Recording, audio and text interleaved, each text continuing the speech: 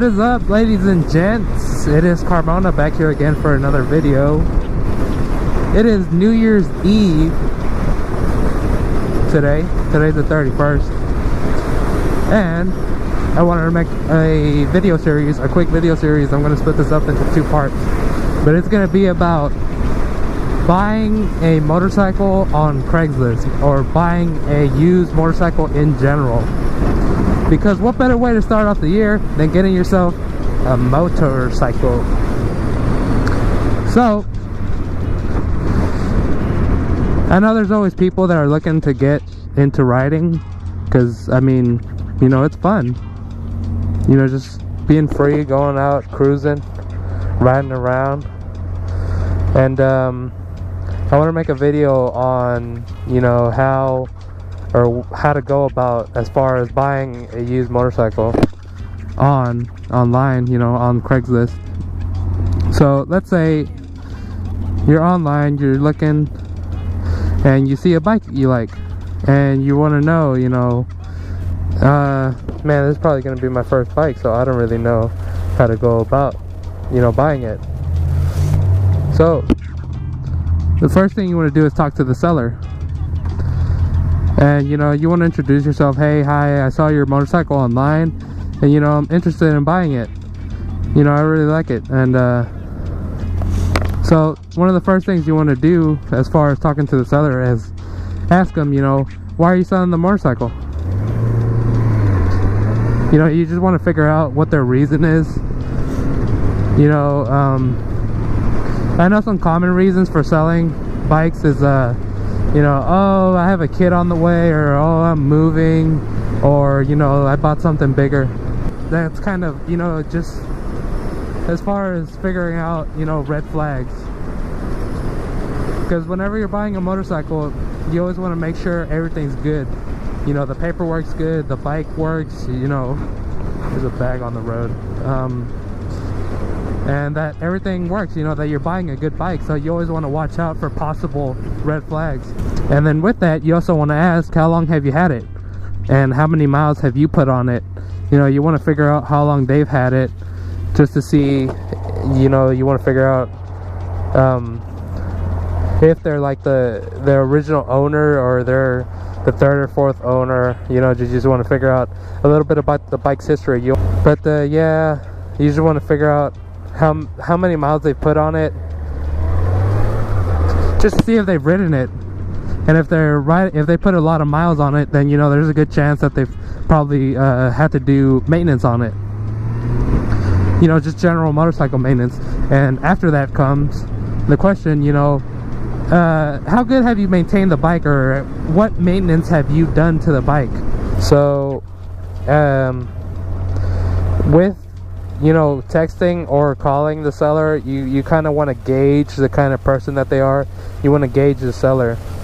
You know, you want to see the type of person that they are. You know, have they kept up with the bike, or, you know, because I know usually when a motorcycle hasn't been maintained and you're talking to the seller about maintenance, they kind of dodge the questions. Because when I see a motorcycle that I like and I'm talking with the seller, you know, I'm asking a bunch of questions, and if they're only answering one or two of those questions and they're kind of ignoring the other ones, then chances are they probably haven't, not that they haven't maintained it, but that they haven't done as much maintenance as it really needs. And next thing you want to do is, you know, get some more info on, you know, possibly meeting up. You want to ask the seller, hey, is it okay if I test ride the bike when I go see it? You know, because test rides are extremely important, especially to me. I would not buy a motorcycle if I could not test ride it. But, you know, you really want to test ride a bike before you buy it.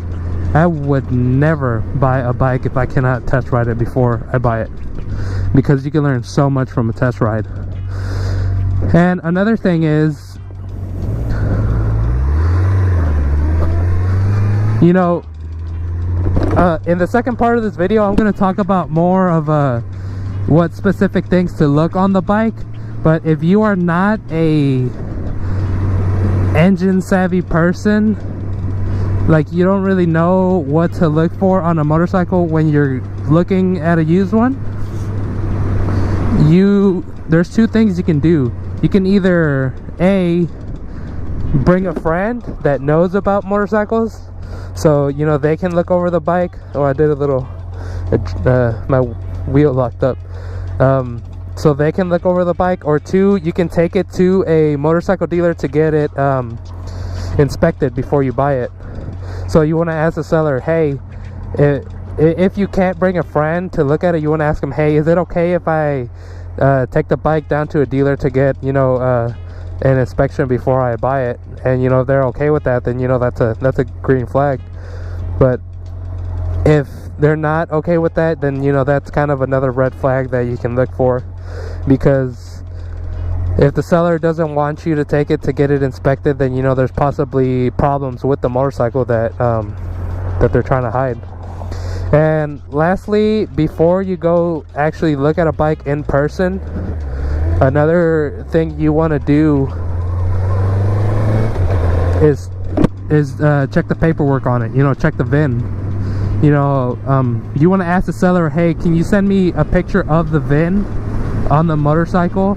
And with that VIN, I'm not sure if this is specific across the nation, but I know here in Texas, if you get a VIN number, you can call the DMV and ask them, hey, can you check this VIN for me?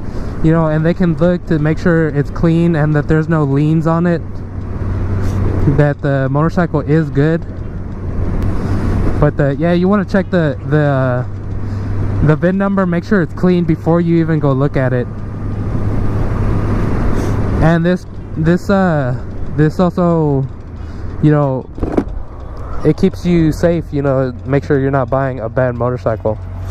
So you know, if everything works out and you guys are texting, you know, talking or calling, and everything goes good, you know, the seller's gonna let you check out the VIN. They'll let you do an inspection if you don't know what to look for, and you know, they know the bike's history and they've done the proper maintenance to it, or they've told you that they have. Then you know, right there you can go ahead and set up a meeting date and time for the motorcycle. Oh, I'm gonna go this way so you can go look at it. So that's pretty much part one. I just want to talk about, you know, what to look for. Actually, I think I can stop in here and do it. So part one is just, you know, asking the seller, you know, just questions about the bike. And part two, which I'm about to do right here, is going to be more what to look for specifically. Damn it, I forgot to put it in neutral. What to look for specifically on the motorcycle. And I'm doing this on this specific bike because I just bought it. This is a used bike that I bought, so it's the perfect candidate for what to look for because I did my inspection on this bike. So anyways, that's part one. I hope you guys enjoyed it, and if you'd like to see part two, it will be right after this. So I will see y'all. Peace.